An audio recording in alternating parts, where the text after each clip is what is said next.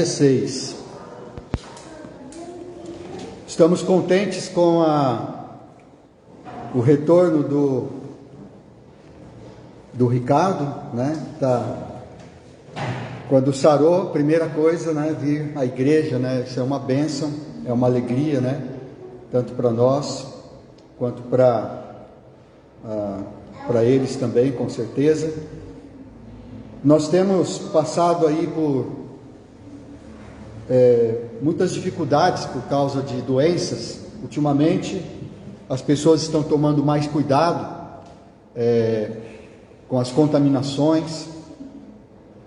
E essa doença que tem aí pegado muita gente nos últimos anos, agora parece que tem sido mais fraca. Isso é bom, né?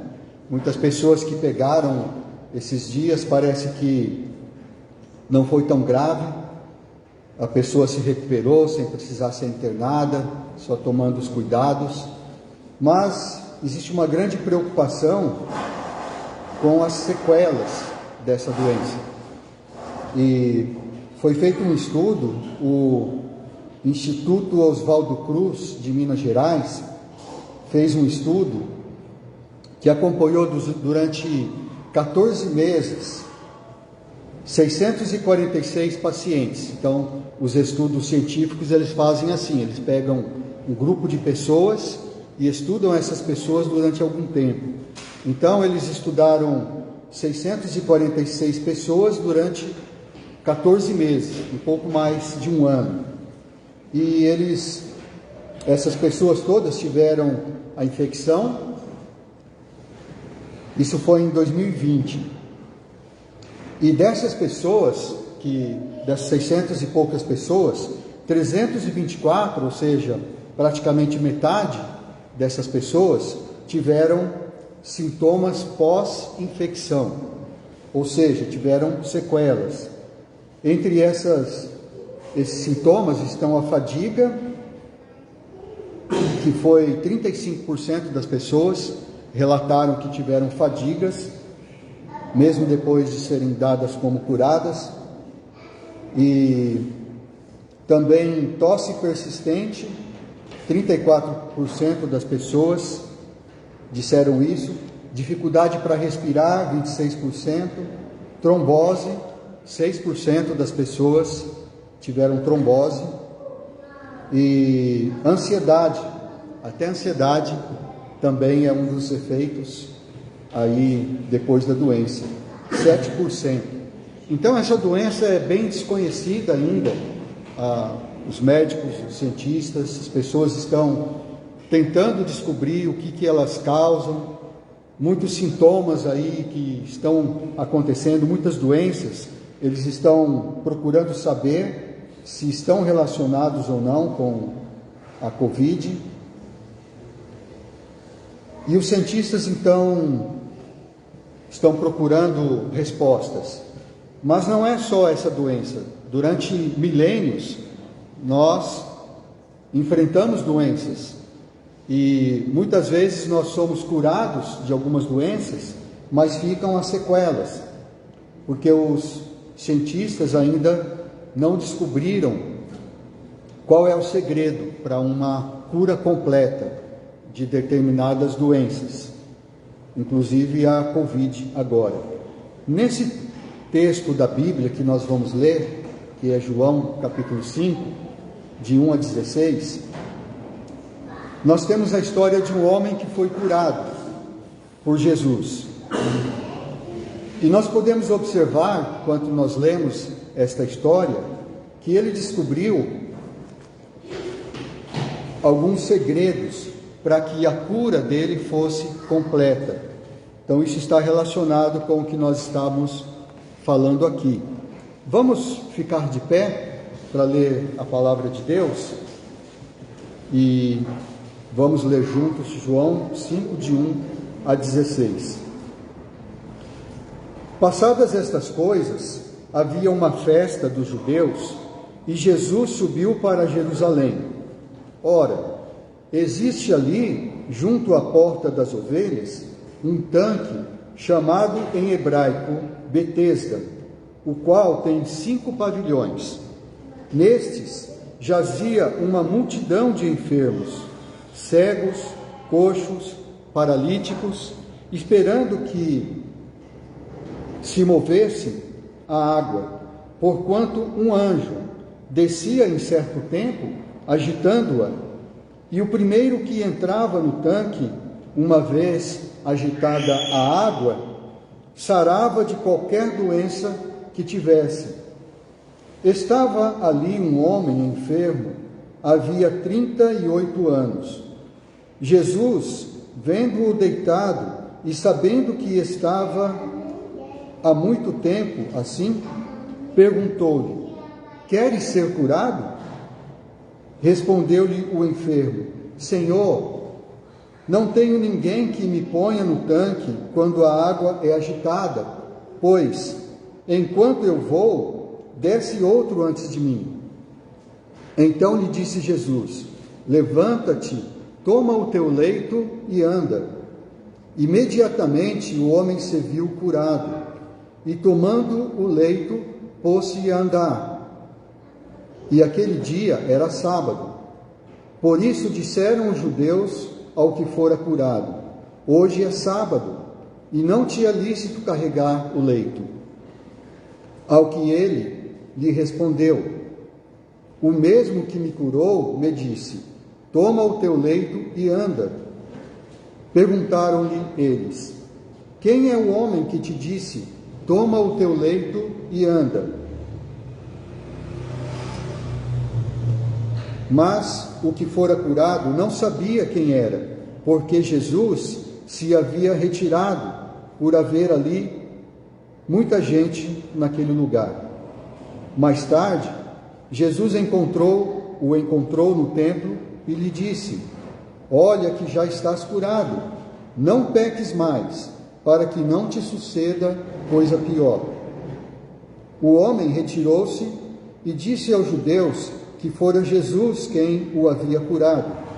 E os judeus perseguiam Jesus, porque fazia estas coisas no sábado. Vamos orar? Senhor, nós te agradecemos por podermos ler a tua palavra, agradecemos, Senhor, por esta história que está aqui registrada, agradecemos pelas lições que podemos aprender, tanto neste texto quanto em toda a tua palavra. Que o Senhor abençoe esse estudo, Senhor, esta meditação, ajuda-nos a entender como que isso pode se aplicar em nossas vidas, e que nós possamos, dessa forma, te agradecer, te honrar e mostrar que nós cremos em Ti por seguirmos a Tua palavra. Abençoa-nos, Senhor, é o que te pedimos e te agradecemos, em nome do Senhor Jesus. Amém. Amém. Podeis assentar. Obrigado. Uma cura completa. Então aqui, aquele homem enfermo, que estava enfermo, havia 38 anos, foi curado por Jesus. Mas será que a cura que ele teve foi completa? Jesus vai mostrando para ele, enquanto Jesus o encontra e fala com ele, Jesus vai mostrando para ele o segredo ou os segredos de uma cura completa.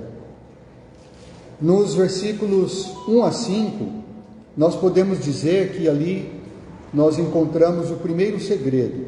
O primeiro segredo para ter uma cura completa é ter o desejo de ser curado.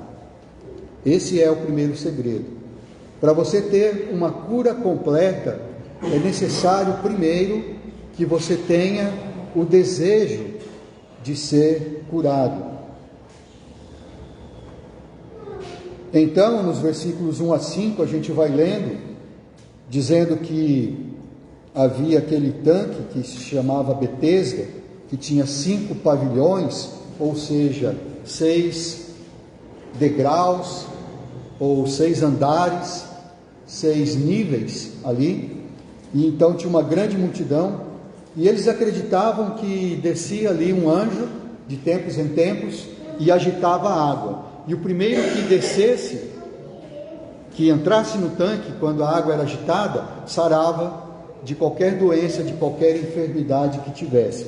Aquele homem estava ali também, junto com aquela multidão, e Jesus apareceu ali e fez a ele essa pergunta: você quer ser curado?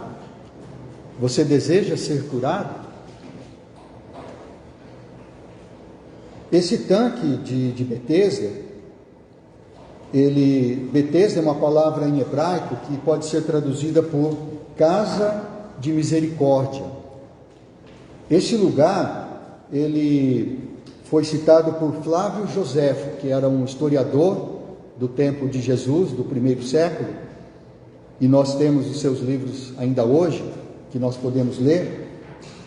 Ele disse que esse tanque de Betesda, ele ficava ao norte do templo, onde é o templo ali, onde era o templo de Jerusalém. E um arqueólogo chamado Conrad Schick, né? Não sei se é assim que fala o nome dele, mas em inglês, né? S.H. Schick, né? Esse era o nome dele, né? Foi em 1888 que ele localizou, ele fez escavações naquele lugar, e ele achou ali um tanque que tinha 5 pavilhões, ou seja, tinha 5 degraus. E naquele tanque que eles acharam ali, fica na parte baixa da cidade, esses degraus levavam a parte mais baixa ali, e que tinha água. E uma das paredes daquele tanque tinha uma pintura de um anjo que movimentava as águas, tinha essa representação de um anjo movimentando as águas. Então não deu outra.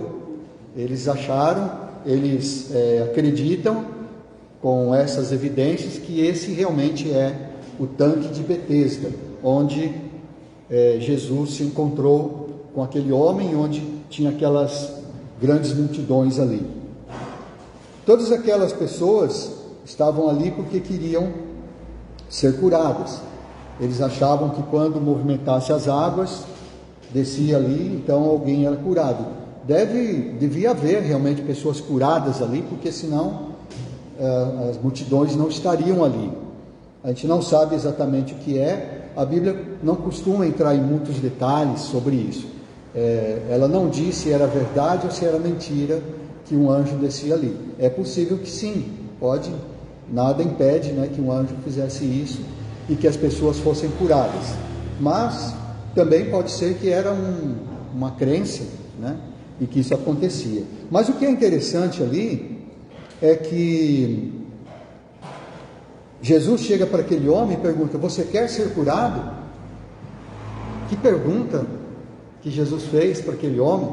Se ele estava ali, se todas aquelas pessoas estavam ali esperando, né, as águas se movimentarem, né? Se ele fosse mal educado, ele podia ter dado uma resposta para Jesus: não, eu estou aqui só tomando solzinho aqui, né? Estou só me refrescando, né? Mas ele não falou assim com Jesus, né? Ele disse: Senhor, não tem ninguém que me ajude enquanto as águas são agitadas, enquanto eu tento chegar até lá.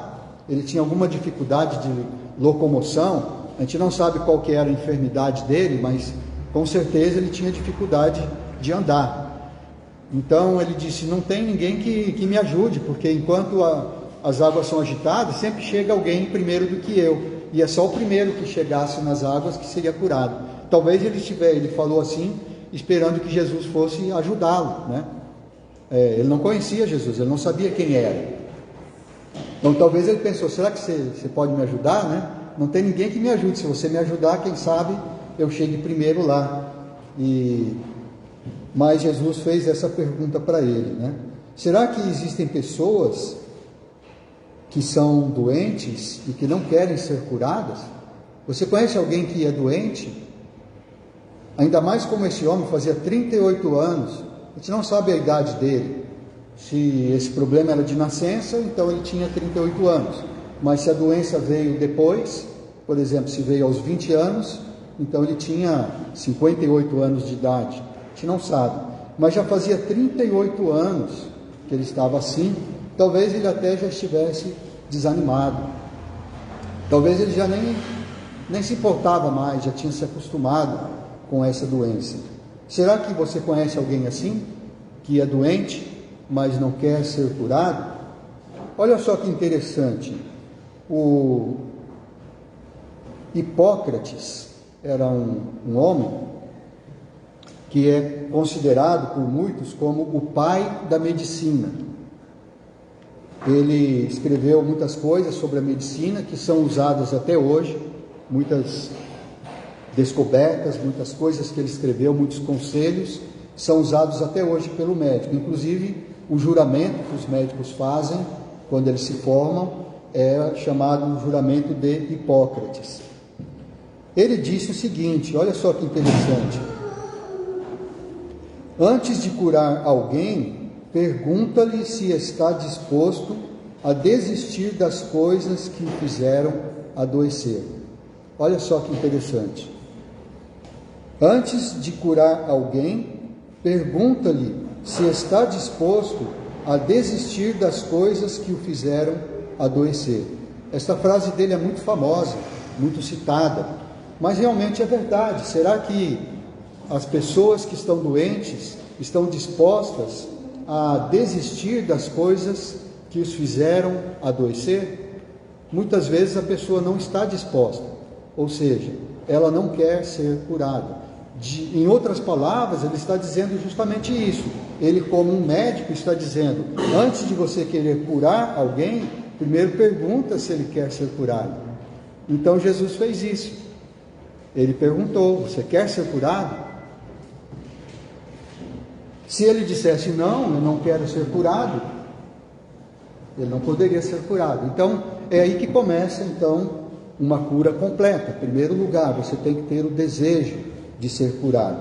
E segundo segredo que nós podemos observar aqui para uma cura completa é dar um passo de fé.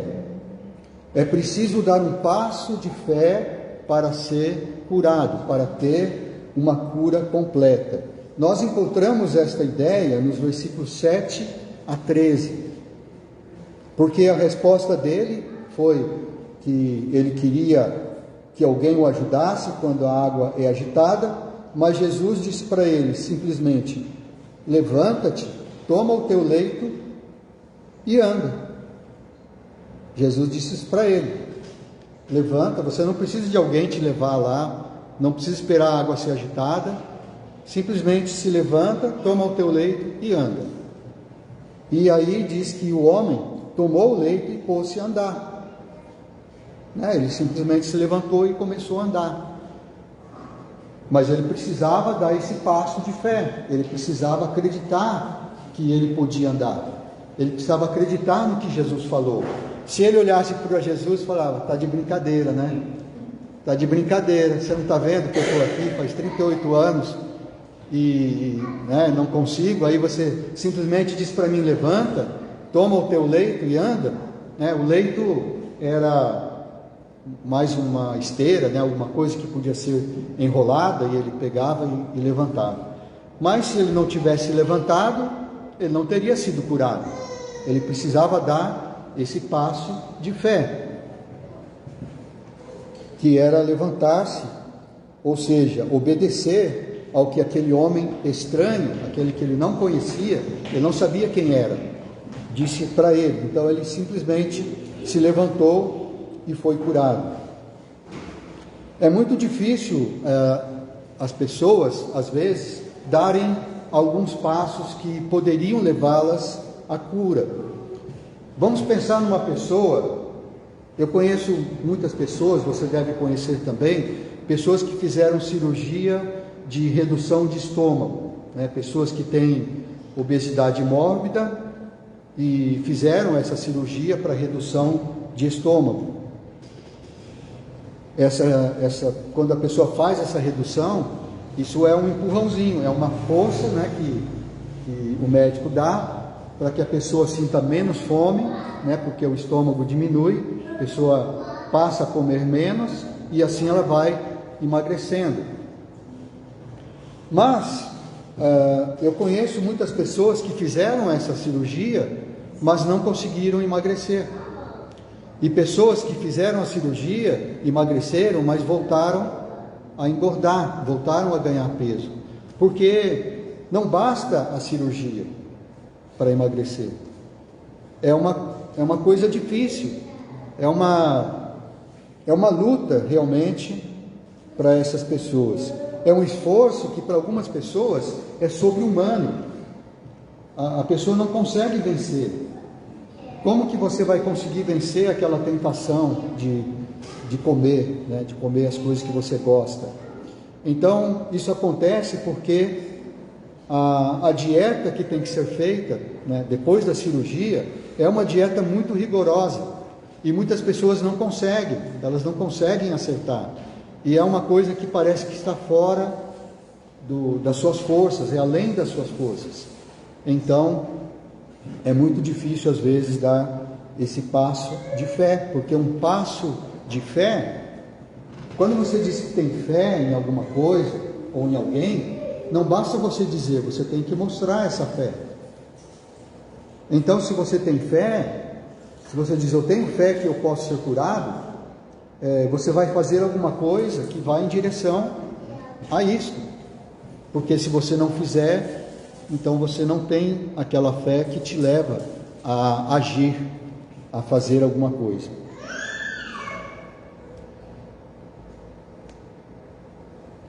Esse então é o segundo segredo, é dar um passo de fé. E o terceiro segredo que nós podemos encontrar aqui está nos versículos 14 a 16. É manter a saúde em dia. Esse é o terceiro segredo. Primeiro, então, você precisa ter o desejo de ser curado. Em segundo lugar, você precisa dar um passo de fé para ser curado. E o terceiro segredo é você manter a saúde em dia.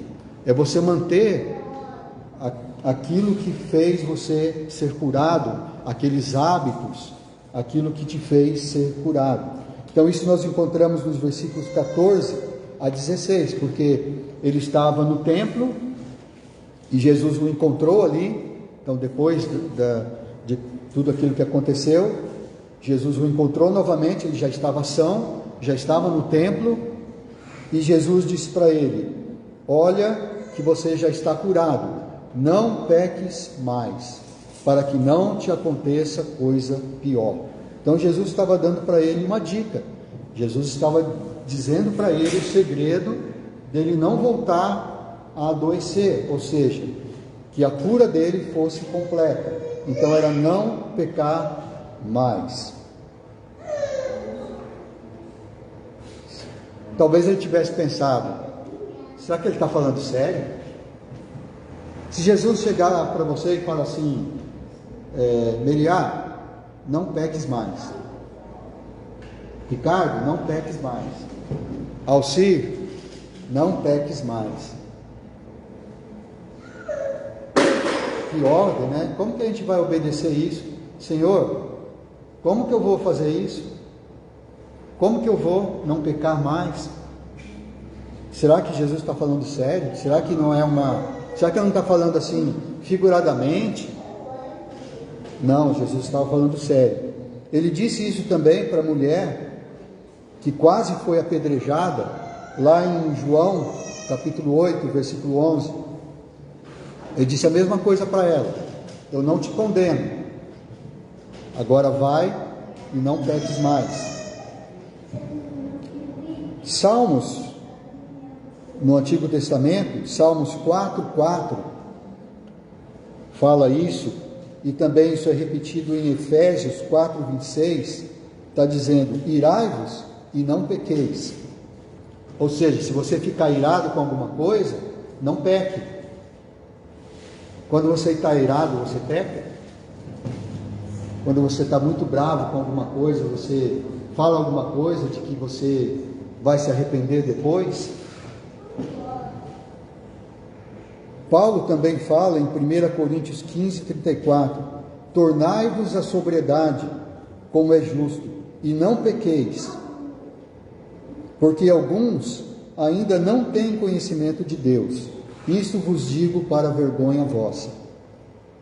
Não pequeis, porque o seu pecado, ele dificulta, se não impede, que outras pessoas conheçam a Deus, que outras pessoas conheçam a Jesus, olhando, vendo a sua vida. Então, fiquem sóbrios, não pequem, porque tem pessoas que ainda não têm conhecimento de Deus, e eu estou falando isso para vocês, para que vocês fiquem envergonhados. É assim que Paulo está falando: não pequeis. Então esses são os 3 segredos: ter o desejo de ser curado, dar um passo de fé para ser curado e manter a saúde. No caso daquele homem, o que ele precisava fazer era não pecar mais. Será que ele não pecou mais? Será que ele manteve a saúde? E se fosse eu e você? Assim como aquele homem descobriu os 3 segredos para uma cura completa, fisicamente falando, porque Jesus estava falando da doença física. Jesus curou ele de uma enfermidade física. E Jesus disse para ele: não peques mais, para que não te aconteça coisa pior, né? Pode vir uma doença pior ainda. Mas, baseado nisso, nessa história, nós podemos também pensar, nós podemos também aprender segredos semelhantes para a nossa cura espiritual completa. Nós também precisamos ser curados espiritualmente, e talvez essa história esteja aqui justamente para nos mostrar quais os segredos para que nós sejamos curados espiritualmente, sejamos curados completamente. Em primeiro lugar, é a mesma coisa, nós temos que ter o desejo de sermos curados. Se nós não reconhecermos que nós somos pecadores, que nós, por causa do nosso pecado, estamos destinados a sermos lançados no inferno, no lago de fogo, por causa do nosso pecado. Essa é uma condenação terrível e eterna, como nós estamos aprendendo na escola dominical. Se nós não buscarmos a cura, nós nunca seremos curados. Como nós falamos, o nome Betesda, que era o nome daquele tanque, Betesda, significa casa de misericórdia. De certa forma, nós podemos dizer que também a igreja, o templo, o lugar onde nós nos reunimos, é uma casa de misericórdia. De certa forma, a igreja é uma Betesda, onde nós viemos aqui procurando misericórdia. Diz que tinha 5 pavilhões ali, ou seja, você poderia escolher um degrau onde que tivesse mais fácil ali para você ficar. As igrejas são assim também. Há muitas igrejas, há muitas casas de misericórdia que nós podemos procurar. Muitas pessoas vão às casas de misericórdia, às igrejas, procurando um milagre, procurando que alguma coisa aconteça, como se fosse um anjo aparecendo ali, movendo as águas, para que quando chegar a sua vez, então ele receba a cura. Então é assim que acontece também com as igrejas. Mas, assim como não era aquela água que curava, não era o anjo que descia ali e movia as águas, mas era Jesus que compareceu ali naquele lugar, é Ele que dava a cura. Assim também, na igreja, nós podemos dizer a mesma coisa. Não é a igreja que vai curar você, não é a igreja que vai fazer o milagre, mas é Jesus que está na igreja.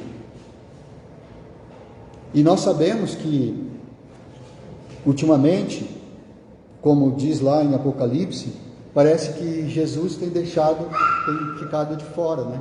Quando ele diz: eis que estou à porta e bato, ele está dizendo que está batendo na porta de quem? Da igreja. Não é isso? Ele não está falando para uma igreja, ele está falando para a igreja de Laodiceia. Eis que estou à porta e bato. Quer dizer que ele está do lado de fora. Então, se Jesus estiver ali, é Ele que pode curar. E você precisa manifestar o seu desejo de ser curado.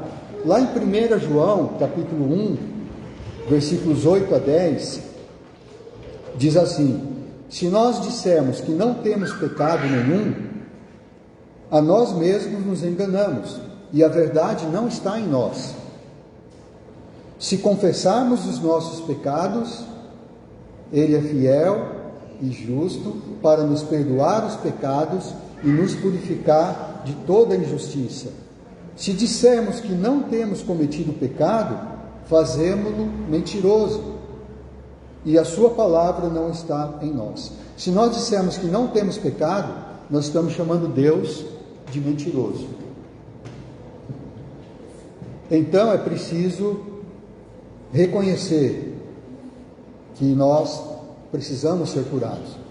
Um irmão hoje na escola dominical, nossos amigos que vieram hoje aqui na escola dominical, esse irmão deu um testemunho de como ele se converteu. Então ele disse: olha, eu me sentia justo, eu fazia todas as coisas de acordo com a minha religião, eu era uma pessoa religiosa, criteriosa, mas ele leu o livro de Romanos, né? Ele foi falando os capítulos de Romanos que ele leu, e tudo que ele foi vendo lá, ele disse: Senhor, eu preciso ser curado, eu preciso que o Senhor me ajude, porque eu achava que eu estava indo bem, mas só que lendo aqui a tua palavra, ele disse, a Bíblia diz quem eu sou. São essas palavras que ele disse. A Bíblia estava mostrando quem ele era de verdade. Aí que ele reconheceu que precisava ser curado. Se nós não reconhecermos isso, nós não poderemos ser curados. Em segundo lugar, para uma cura espiritual completa, é a mesma coisa que nós vimos ali. Tem que dar um passo em direção à cura. E qual é esse passo? É nós nos arrependermos dos nossos pecados, nós entregarmos a vida a Deus, ao Criador, para nós vivermos segundo a sua vontade, e fazermos isso por meio de Jesus Cristo, o Filho de Deus, que nos amou, que se entregou na cruz para pagar os nossos pecados. Nós temos que manifestar a nossa fé nele. E manifestar a fé não é só dizer que crê, mas é seguir, é obedecer a sua palavra. Quando você obedece, é um passo de fé. Então o poder de curar está com Jesus, e nós precisamos chegar a Ele. Jesus está onde 2 ou 3 pessoas estiverem reunidas em nome dele, ou seja, Jesus está na igreja. E o que é que Jesus nos diz? Né? O que ele manda a gente fazer? Fala assim, tem que obedecer os mandamentos de Jesus, igual a gente estava cantando aqui, João capítulo 14, né? Aquele que Jesus disse, aquele que obedece os meus mandamentos, esse é o que me ama, e ele será amado por meu Pai, e nós viremos e faremos nele morada. Então, o que Jesus está mandando? Bom, em primeiro lugar, ele diz, por exemplo, lá em Apocalipse 3:19, sê, pois, zeloso e arrepende-te. Esse é o primeiro mandamento de Jesus, arrepende-te. Sem arrependimento, não dá nem para começar um relacionamento com Jesus. Em primeiro lugar, você tem que se arrepender dos seus pecados. E aí o resto, Jesus vai mostrando, né? E você vai conhecendo a Bíblia, você vai conhecendo a sua palavra e vai obedecendo. Então, mas você precisa primeiro dar esse passo de fé, senão você não será curado, sua cura não será completa.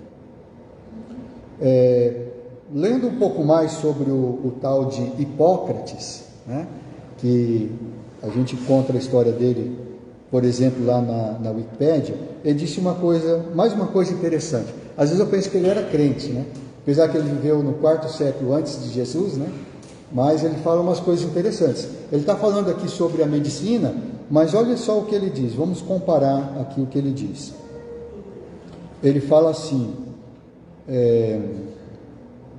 que durante um certo tempo, as doenças, elas evoluem de forma silenciosa, até alcançarem um momento crucial chamado crises. No grego, crises, né, que no português a gente fala crise. É nesse momento que a doença se define, rumo à cura ou não. Então ele está dizendo isso, né? E os médicos, então, de hoje, eles também concordam com isso. Então a doença ela vai evoluindo de forma silenciosa até alcançar um momento crucial, que é chamado de crise. Nesse momento é que a doença se define, rumo à cura ou não. O bom médico, diz ele, deve identificar o kairos, é uma palavra grega que diz que é o momento oportuno. Então ele tem que identificar esse momento oportuno, que é aquela crise da doença, para que a doença seja curada ou não. Ele chama isso de kairos, momento oportuno. Momento oportuno de agir, né, do médico agir. Esse tempo, kairos, não dura muito tempo, cronos, né? O cronos é também tempo, só que o cronos ele se refere ao tempo que nós marcamos no relógio hoje em dia, né? Então esse kairos, ou esse tempo, não dura muito tempo. Esse tempo de oportunidade, esse momento oportuno, ele não dura muito tempo. Se o médico não aproveitar aquele tempo, que é uma janela, e passar aquele tempo, então dificilmente a pessoa vai ser curada. Então, né, o Hipócrates diz, né, portanto o médico não tem tempo a perder. Agora, se a gente fosse comparar isso com a cura espiritual, com o momento espiritual de você ser curado, o que a Bíblia fala sobre isso? O que você acha? Você já leu 2 Coríntios 6, 2? O que diz lá? Eu te ouvi no tempo da oportunidade e te socorri no dia da salvação. Eis agora o tempo sobremodo oportuno. Eis agora o dia da salvação. Qual que é o kairos da sua salvação? Da sua cura completa espiritual? Qual que é o momento certo? A Bíblia está dizendo que é hoje. Hoje é o tempo sobremodo oportuno. Eis agora o dia da salvação. Então, como Hipócrates está aconselhando os médicos, assim também nós devemos aconselhar uns aos outros. Não deixe para amanhã. É hoje. Hoje é o dia da salvação.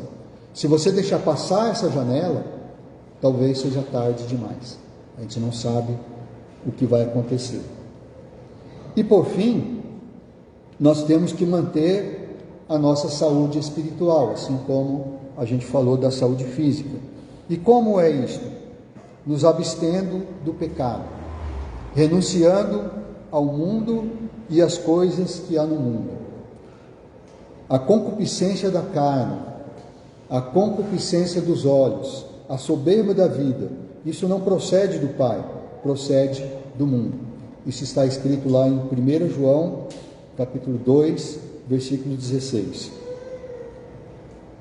Também lá em Colossenses, capítulo 2, versículos 6 a 8, nós lemos: Ora, como recebestes Cristo Jesus, o Senhor, assim andai nele radicados e edificados e confirmados na fé, tal como fostes instruídos, crescendo em ações de graças, cuidando que ninguém vos venha a enredar com sua filosofia e vãs sutilezas, conforme a tradição dos homens, conforme os rudimentos do mundo, e não segundo Cristo.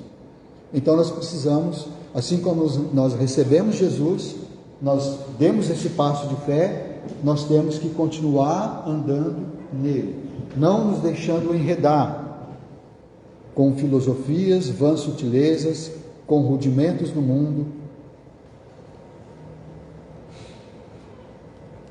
Mas nós não podemos mais pecar? Como é isso? Como é que nós não vamos pecar? Quando Jesus ensina a oração do Pai Nosso, lá em um dos lugares, né, que ele ensina em Lucas, capítulo 11, nesse mesmo contexto que ele fala, né, Pai, santificado seja o teu nome, venha o teu reino, o pão nosso cotidiano dá-nos de dia em dia, e perdoa-nos os nossos pecados, assim como nós perdoamos, perdoa nossas ofensas, assim como nós perdoamos aqueles que nos ofendem, aqueles que nos têm ofendido. Nesse mesmo contexto, um pouquinho adiante ali, no versículo 9, por exemplo, Lucas 11, 9, ele diz: por isso vos digo, pedi e dar-se-vos-á, buscai e achareis, batei e abrir-se-vos-á. Pois todo o que pede, recebe, o que busca, encontra, e a quem bate, abrir-se-lhe-á. É nesse mesmo contexto. A gente pode pensar nisso: Senhor, eu vou pedir uma Ferrari, né? Será que Deus vai me dar? Eu vou pedir saúde, né? Todo mundo quer saúde, é claro que eu vou pedir saúde, né? Eu vou pedir tudo que eu quiser. Bom, a gente sabe que não é bem assim, né? Tem coisas que você já pediu para Deus e Ele não te deu, não é verdade? Será que tudo que você pediu para Deus Ele te deu? Ele só vai te dar aquilo que é bom, né? Mas é nesse contexto que ele está falando também: perdoa os nossos pecados, assim como nós perdoamos aos nossos devedores, aqueles que têm nos ofendido, e não nos deixeis cair em tentação. Olha só, é uma oração cotidiana, é uma oração que você pede o seu pão para aquele dia. Você não pede pão para o mês inteiro. Eu vou economizar aqui, Senhor, adianta aí, vai, me dá o pão para o mês inteiro, que aí eu não preciso ficar pedindo todo dia, né? Não, você tem que pedir todo dia o pão de hoje. Assim também, diariamente você tem que pedir: Senhor, livra-nos das tentações, não nos deixes cair em tentações. E nesse mesmo contexto é que ele diz: pedi e dar-se-vos-á, buscai e achareis, batei e abrir-se-vos-á. O que você tem que pedir? Senhor, me livra das tentações, não me deixa pecar hoje. E busca isso também, né? Buscai e achareis, batei e abrir-se-vos-á. Mas e se nós pecarmos? Se nós pecarmos, nós temos um advogado junto ao Pai. E 1 João 2,1 diz assim: filhinhos meus, estas coisas vos escrevo para que não pequeis. Se todavia alguém pecar, temos advogado junto ao Pai, Jesus Cristo, o justo. Tem uma frase, né, um versículo bíblico que é muito falado, muito comentado, muito famoso, né, que diz que a carne é fraca, não é isso? Mas aí eu gosto, tem um grupo que a gente participa, né, um grupo de teologia, e eles colocaram lá um alerta, né, eu achei bem legal. Eles ficam sempre mandando mensagens assim, algumas até a Vilma costuma compartilhar ali no grupo da igreja, né? Mas uma coisa que ele diz lá que é muito interessante, que fala assim: olha, a carne é fraca, é um alerta. A carne é fraca não é uma desculpa para você pecar, é um alerta, entendeu? Quando a Bíblia diz a carne é fraca, ela não está dando uma desculpa para você pecar. Senhor, eu pequei porque a carne é fraca. Ele não está te dando uma desculpa para você se agarrar, ele está te dando um alerta: a carne é fraca. Em qual contexto que Jesus fala isso, a carne é fraca? Você se lembra? Jesus estava no jardim do Getsêmani. Ele estava orando, angustiado, porque ele sabia que em poucas horas ele seria julgado, maltratado, e na manhã seguinte seria crucificado. E ele se adiantou para orar. Ele deixou os discípulos para trás, levou consigo Pedro, Tiago e João, e deixou eles ali em certo lugar. Foi um pouco mais adiante sozinho, e disse para o Pedro, principalmente, né, vigia e ora, né? Ora ali, ora aqui, que eu vou orar ali, porque eu estou muito angustiado. E quando ele voltou, os discípulos estavam dormindo. Aí ele falou: vocês estão dormindo? Se levantem e orem. Aí que ele falou: o espírito, na verdade, está pronto, mas a carne é fraca. A carne é fraca, então é um alerta, você tem que orar. Pedi e dar-se-vos-á. Buscai e achareis. Batei e abrir-se-vos-á. Senhor, livra-me das tentações. Não me deixe pecar. Nós temos que manter a nossa saúde espiritual. Aqui nós podíamos falar também um pouco dos judeus, né, nesse contexto aqui, mas os judeus, eles não desejavam ser curados, né? A única coisa que eles fizeram foi repreender aquele homem, porque ele estava carregando o seu leito no sábado, e isso para eles era pecado. E quando eles souberam que foi Jesus que curou aquele homem, em vez deles glorificarem a Deus, porque um pecador tinha sido curado de uma enfermidade, eles simplesmente começaram a perseguir Jesus, né? Eles não queriam ser curados. Mas outro dia a gente fala um pouco mais aí sobre os judeus, e vamos ficar com isso. Vamos orar pelos judeus, né? Os judeus hoje, eles não creem que Jesus é o Messias. Eles sabem que Jesus existiu, eles talvez pensam boas coisas sobre Jesus, que ele era um grande judeu, né? Mas eles não creem que Jesus é o Filho de Deus que veio para salvar e morrer em nosso lugar. Oremos pelos judeus e oremos por nós mesmos, para que nós possamos ter o desejo de sermos curados e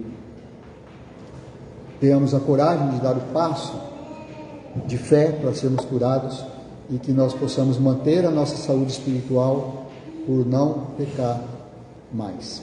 Amém? Deus nos abençoe. Obrigado.